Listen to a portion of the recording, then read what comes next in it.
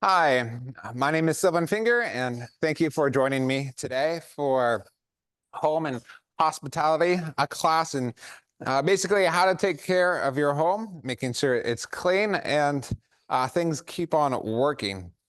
Again, this is not supposed to be exhaustive, but to help you get started, making it so it's not complicated, but it's also rather affordable.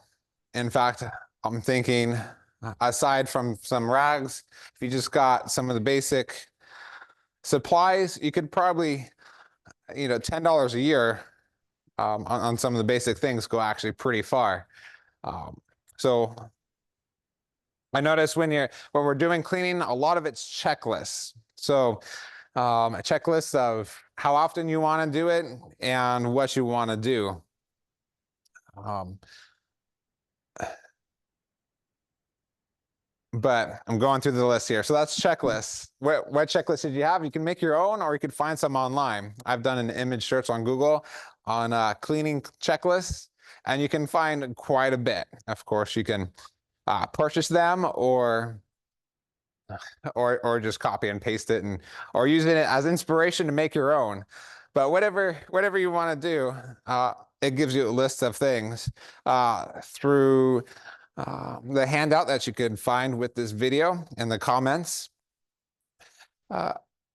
You can follow along and the notes I have and possibly make your own checklist from this. And so what do I have here for next? So basic cleaning supplies. I know I've gone down the grocery aisle or the grocery store several times, and you see all these different kinds of cleaning materials and what can be done and which one you're supposed to pick, and it can be quite exhausting or intimidating. But through talking with people and just hearing from others, I've learned you really only need a handful of cleaners. The first one, if you were to have anything and anything at all, is just basic white vinegar, distilled white vinegar. And the funny thing about vinegar is you don't even find it usually in the cleaning aisle. You find it in the food aisle. I know at Walmart, I found it in the dressings section. So again, you can get this giant jug for like $2. And while you could clean with this just as is, a lot of times you want to dilute it down. Uh, uh, I'd have to write some notes on that one. I believe it's like 1/4 of a cup of 1 part of this for every 4 parts or 3 or 4 parts water. So you dilute it down pretty good. And again, you got this big giant jug, and you can dilute it down into a spray bottle. Again, this is like $2 at Walmart. If you can find something better than Walmart made, that would be even better. Yes, vinegar stinks and not the best for cleaning with company. But however you do it beforehand, the smell usually goes away fairly quickly, and especially if you're able to air out the house. And the great thing about vinegar is it doesn't really hurt anything, unlike bleach. Bleach would be the next step for a basic cleaning thing. And again, you definitely want to dilute it. Bleach does come with instructions on the back of what you're cleaning and how much you want to dilute it down to. But again, a little math will be involved to figure it out. But if you can't figure it out, usually just a splash of this to a container of water will go a whole long way. The thing about bleach is that it's very hard on surfaces. Of course, it'll stain clothes. I try to wear clothes today that I wouldn't mind getting ruined, but do mind at the same time as they want to come up in rags today. But nevertheless, this is sealed. It does great, especially I love it for cleaning sinks. However, other people told me that barkeepers friend is fantastic for cleaning stoves, sinks, and toilets.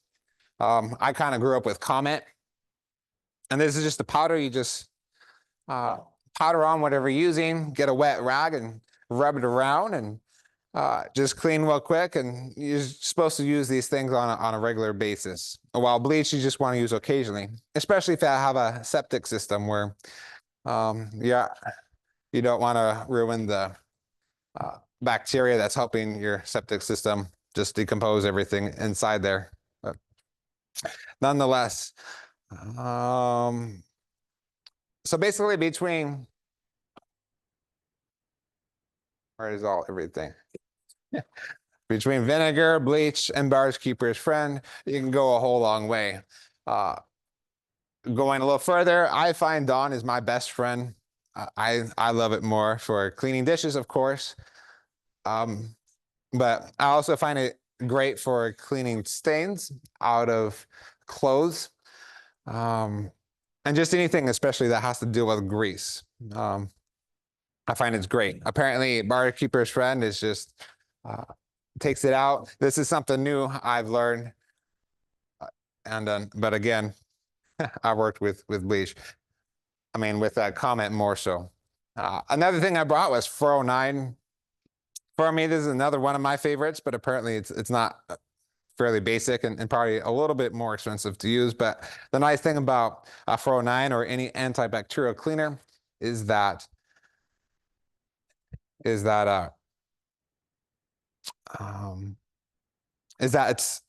definitely safer to use. It smells better than vinegar, and it's not going to destroy your clothes like bleach will. So 409 seems to be a nice balance.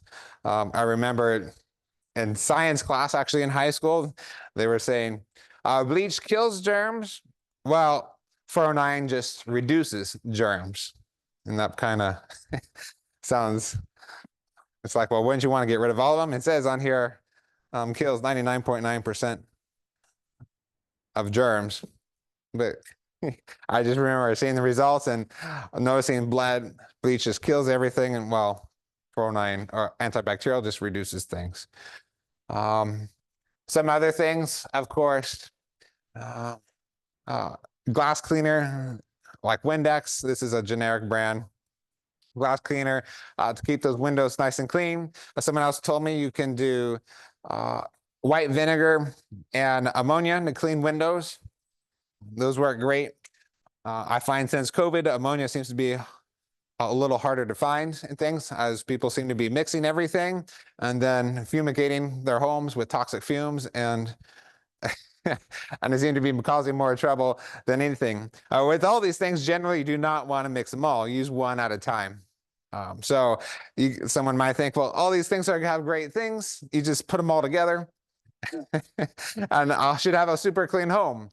But that's actually not how it works. You got to separate it out and use one thing at a time. As a lot of times these things are on a spectrum between whether it's acidic or basic.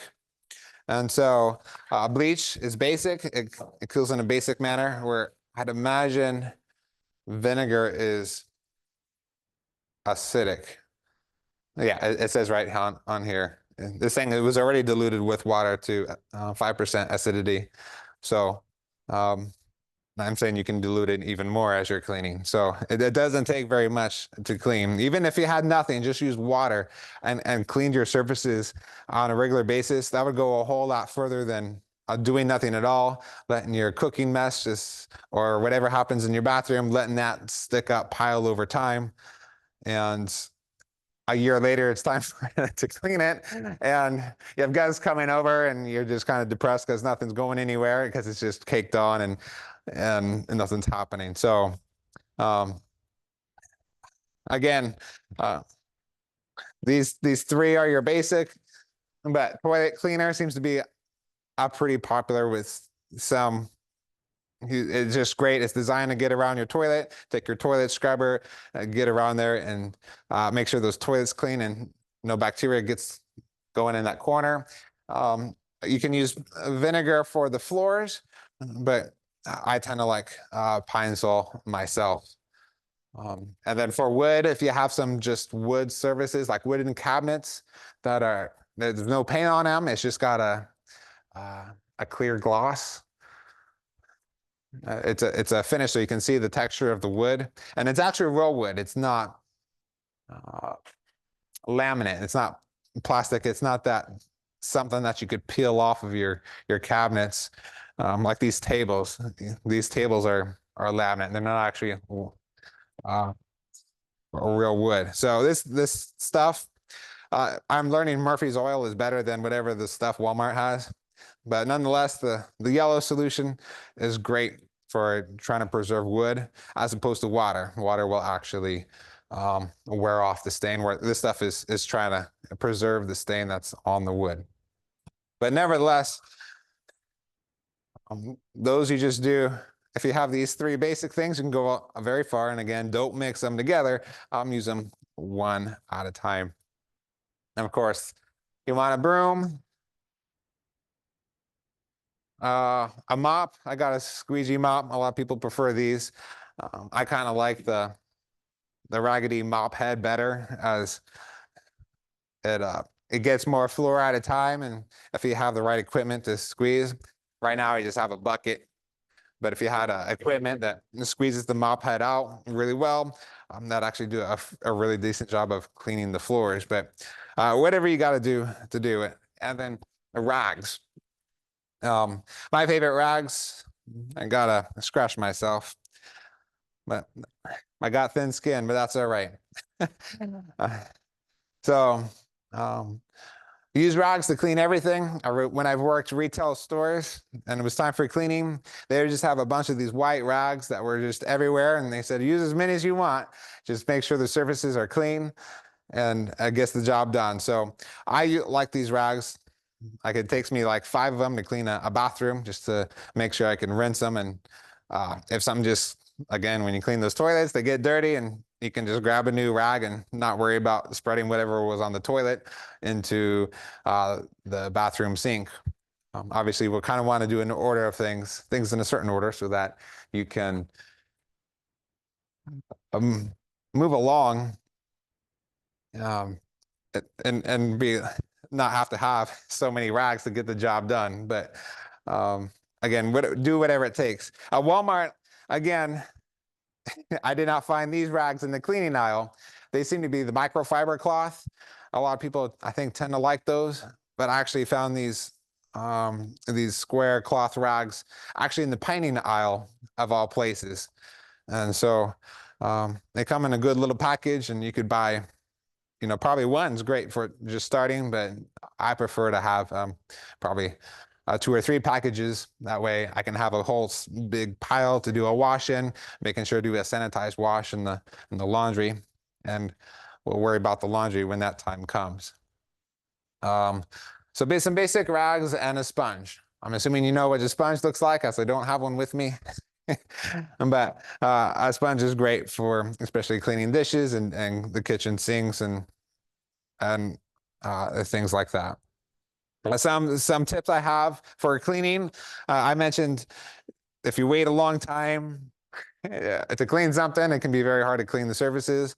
Some things they just stick on no matter how long it's been on there. But what I've kind of learned a trick with, whether it's cleaning dishes,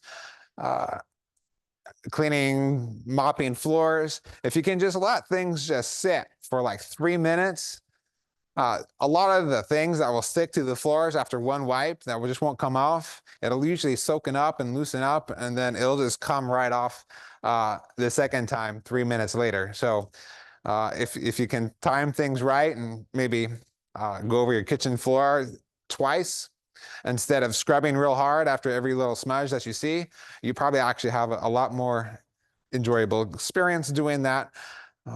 Again, instead of focusing on every little smudge that you see. So, and another thing, everyone seems to have busy lives, and people might wonder, how in the world can you keep your house clean when I've got a million things to do, or there's a whole lot of house here. I don't know how it's going to work. How you might get it clean is, whenever you do get those 1 minute or 15-minute breaks, just go ahead and say, you know what, I'm going to get those projects. I'm going to get this kitchen wiped down. I'm going to take care of those dishes that I just haven't gotten to yet. Or maybe you're great at doing the basics, but those kitchen cabinets, And with all those dishes in it, you could look at them all and say, there's no way I can possibly get them clean. But I've learned if you do have those 15 minutes, instead of flipping through TikTok, you can actually, which is probably going to tell you nothing really too much useful anyways. But that's my opinion. You can go to kitchen cabinets and just take one section, whatever you can get done in 15 minutes. Take all the dishes out, wipe it all down, and put everything back in. And who knows, maybe I don't know how many kitchen cabinets you might have, but maybe doing that for 6 times over a month, you actually finally get those cabinets clean, and then you can move on to something else. Such as cleaning cobwebs. On the bottom of that page I have. So the daily things you're probably going to be doing is wiping down counters and cleaning dishes. The next, probably more weekly. Some people do it bi-weekly or once a month. Again, the more frequently you do it, the whole lot easier it is to clean. But again, you got to do what you got to do.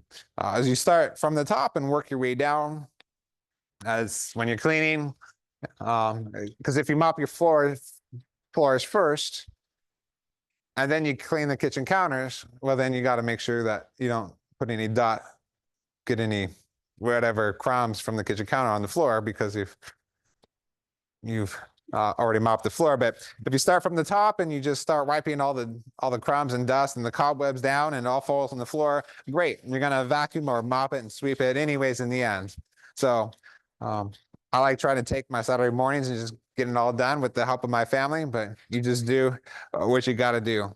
I put in parentheses a point 2, get rid of cobwebs on the ceiling. I put that in parentheses because I tend to do that maybe quarterly. Thankfully, I don't have too many cobwebs in my home. If your home's real sealed good and not too many bugs, that'd be great. But sometimes they do get up, and you just want to get on that either with a broom, a vacuum, or a rag. A wet rag tends to do a little bit better. A damp rag, I should say. You don't want it soaking. So the top corners would be for cobwebs, and then you got your surfaces, the countertops.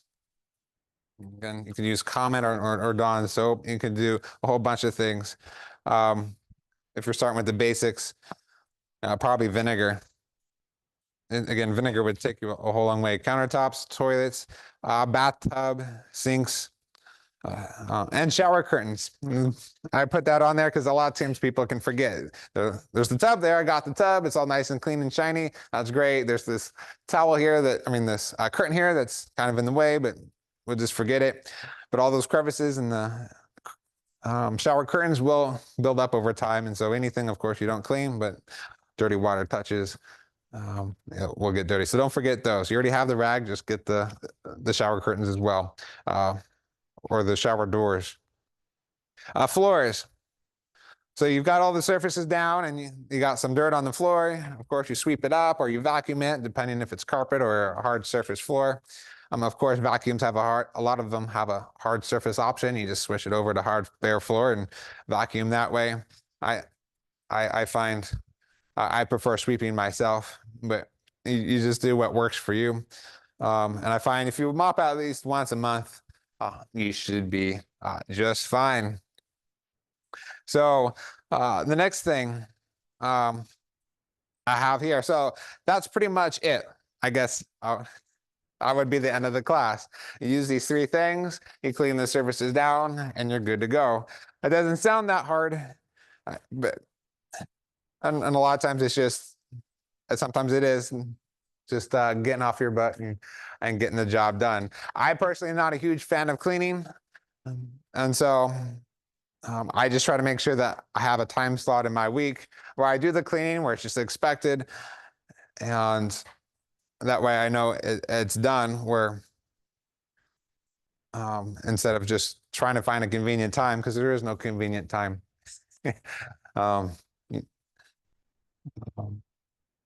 But when it's done, it's nice, and you don't have to worry about getting sick off of anything.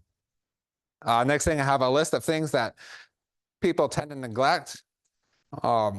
Like, so I mentioned a list of things you usually get, but here's some list of things that you might not get, such as wiping down walls. You can take a wet rag to wipe down walls, and especially have toddlers who well, it's more fun when food is not on the kitchen table and around the house, and and so we find food stains in places that we wouldn't normally expect. So nevertheless, take a moment to walk around the house with a wet rag and wipe down food stains, or sometimes bugs leave smudges behind. Clean lint chops on the dryers between loads. I haven't gotten to laundry yet, but when I talk to a dryer servicer guy, someone who works on washers and dryers, he said half of my phone calls are just people that just didn't clean their lint trap. So after they did a dryer load, they're supposed to take out the lint trap and then put in the next load. So again, something simple, but people can forget. Unclogged drains, again, hair can get in there, or maybe some strings from clothes for whatever reason. Just go ahead and take some pliers and clean it out a few times a year. Usually, when people usually get those is when the water doesn't go down very quickly. So you get frustrated with it, and it's time to grab the pliers. Clean gutters. Make sure on your house. This is more outside, but again, it happens. So leaves, especially if you got gutters near trees, just at the end of the summer, especially, and probably at the end of the winter, make sure all those leaves are out of the gutters. And then take a hose to the gutters to make sure the water actually goes down nice and freely, as it's just amazing how much debris can get clogged up in there. Clean under the fridge. You probably want to clean in the fridge as well. But especially when the fridge is moved, you can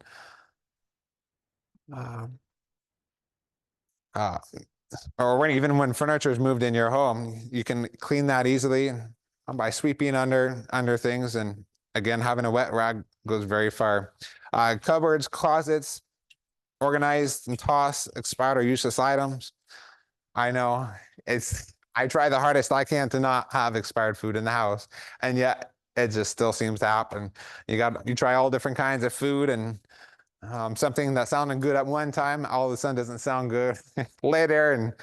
And whether it's food that only lasts a week in your fridge, or that can of soup that you thought you might need someday, and thankfully you didn't get as sick as you I thought you might get.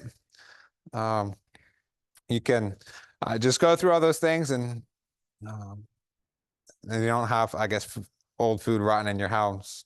Clean carpets is another thing I have on the list. If you have a house with at least any carpet at all, rugs you can hose down outside if you wanted, but for cleaning carpets, I find once a year, it's just great at making sure any dust or any residue, you could say sweat or whatever, whatever food stains that get in the carpet. Whether you rent a carpet cleaner or you own one, just or borrow friends, that might even be better. more affordable option. You get those carpets clean. Air, furnace. The furnace filters or air conditioner filters in their house, whether it's actually the AC going through your house, there should be a filter somewhere to make sure that dust doesn't clog up the air conditioner or the furnace, the heater in your house. And the disposable ones are supposed to be replaced twice a year, while the reusable ones are supposed to be hosed out once a month. And so, again, just have that on your checklist of things to get done. Some people suggest drain your water heater, especially here in Willows. There's a lot of hard water that gets, and hard water residue, a bunch of white residue that gets built up. If you drain your hot water heater, that should help prevent that residue from continuing to build up, and it actually will work effectively. Speaking of residue building up, again, good old vinegar. If you soak shower heads and kitchen faucets and that are just covered in hard water, if you soak them in like a bucket of some kind, or like a pot in the kitchen. You just let it soak. I find just for like 15 minutes and just shake it out. And it does great at getting rid of the particles. And you can reconnect everything and um, put it on, and you notice the water will start flowing smoothly instead of I feel like it's trying to force its way through a bunch of hard water residue. Check your smoke detectors probably once a year. Make sure they work. A lot of times they'll tell you if they don't working, but if you can prevent being woken up in the middle of the night by a dying smoke detector, that'd be all the better. Just check the batteries if you have a battery checker, and or just replace them. And bed sheets, of course, you want to do some laundry. Do that once a week. Those are just some things that people might forget about that you probably want to take care of. And again, why is the church doing this? Some people might have heard that cleanliness is next to godliness. And you could say that's true in more ways than one. I find if you kind of look good, feel good, if you have a clean house, it's a little easier to function. And especially you help get things organized and you know what you have and don't have. And some parts of having a good house is just taking care of your pets. So of not only feeding them, but having them potty trained, making sure they have a section to go instead of anywhere in the house. Again, there are apparently a fair number of houses in Willows that people just don't take care of their pets. They let them run wild, and their house smells like poop and urine because they just don't want to take care of their pets and train them. Another thing I noted at the bottom here, of course, is spay and neuter the pets. Some might think that's an inconvenient cost to have, but a lot of times there will be government services that'll help them. And if you go to your if you probably go to your local vet, they'll probably have a program available for you to make sure your pets are spayed and neutered and they don't keep multiplying to more pets that you couldn't afford to take care of. So another thing I have the list on here is organizing. My wife is the better organizer than I am, but basically she says between baskets and containers, you can take care of things. You have something here? My wife is here.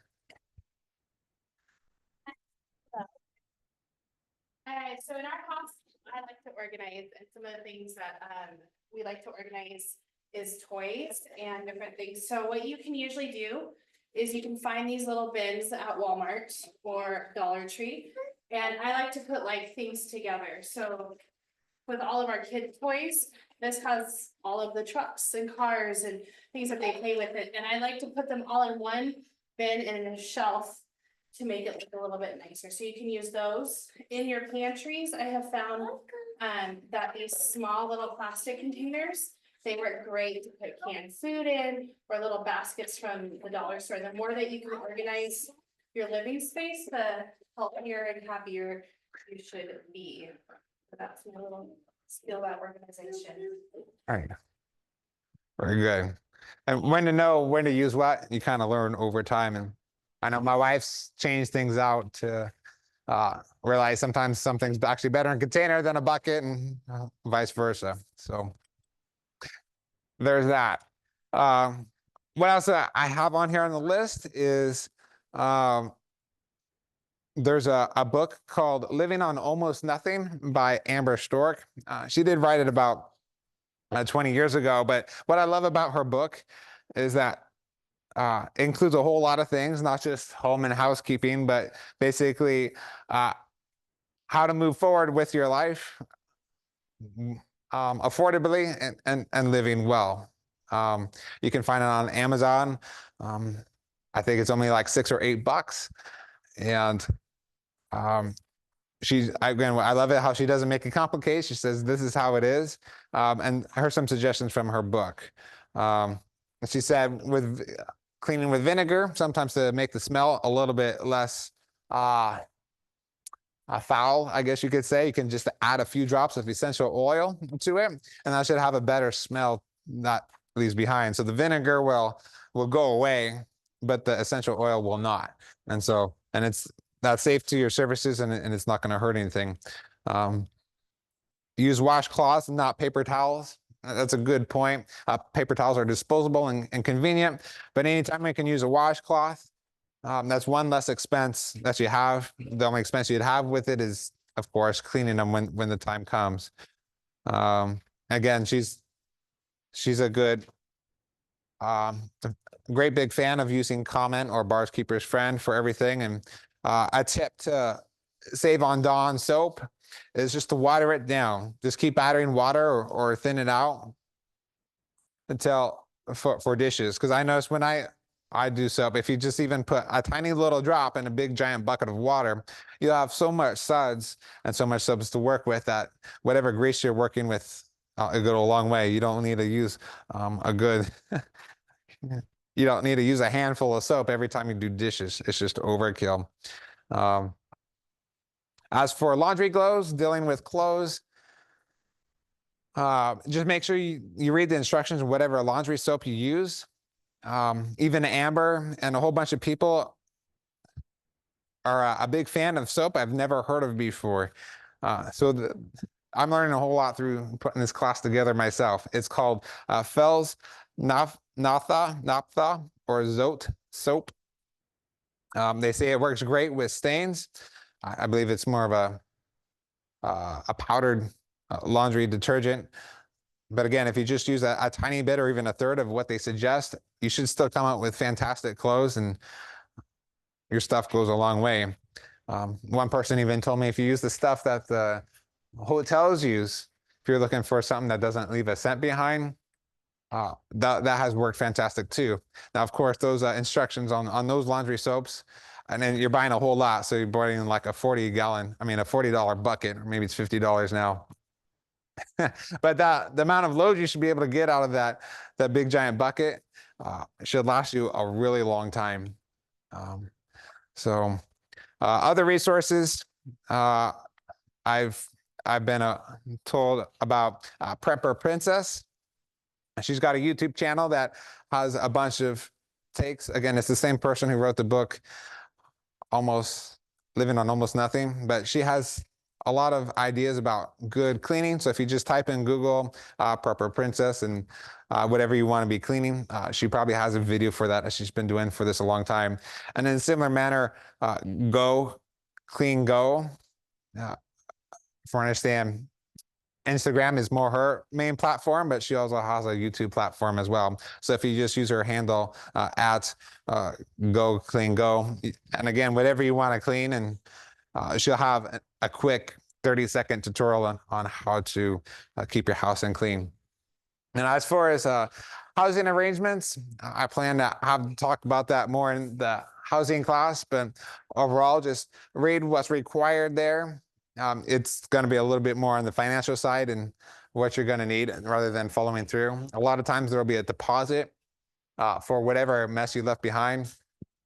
And so obviously you want to try to keep the building as clean as possible when you're living there, so that if, when maintenance comes, they don't have to spend a whole lot of money on a maintenance man fixing up the apartment, making it ready for the new tenants.